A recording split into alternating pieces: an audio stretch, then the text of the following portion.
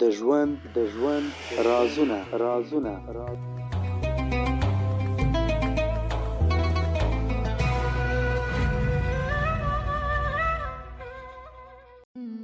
د واکمن او لایزال ذات په سپېڅلي نامه د احسان الله عادل د ټولنیزو پاڼو او یوټیوب چینل مینوالو سلامونه، ستړي مشئ او وخت مو په خیر.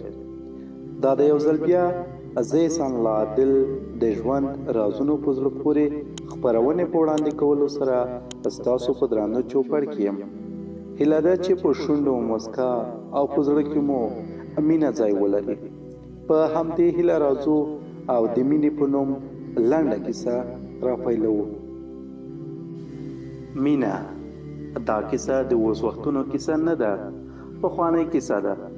یو ځل یوه نجلۍ د خپل پلار طلایي رنګه کاغذ چې ډالۍ ترې جوړېدې ضایع کړ.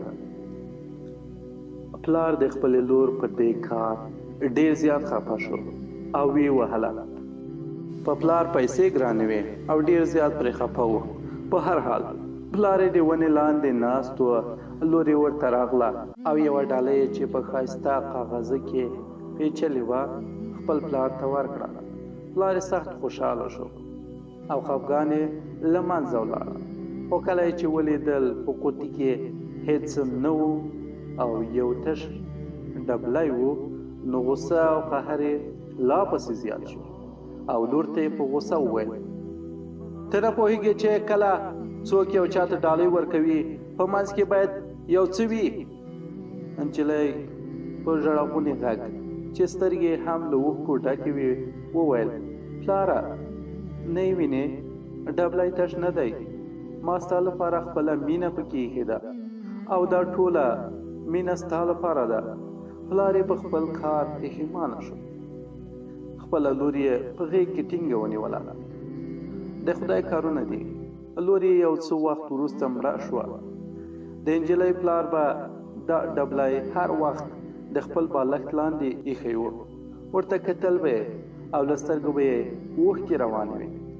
کټ مټ همداسې زموږ ملګري، زموږ د کورنۍ غړي او زموږ خدای له موږ سره ډېره زیاته مینه لري. په ښکاره نه راته برېښي، خو که ورته ځیر شو ډېر څه شته چې د هغوی مینه پکې لټولی شو. د ژوند رازونو خپرونې مینوالو، زموږ د نن ورځې خپرونه همدومره وه او په همدې ځای رانغاړو. تر بیا چې زه احسان الله عادل د دې خپرونې له بلې برخې سره ستاسو په چوپړ کې راځم، تاسو په لایزال او متعال څښتن تعالی سپارم. ژوند مو نیکمرغه شه.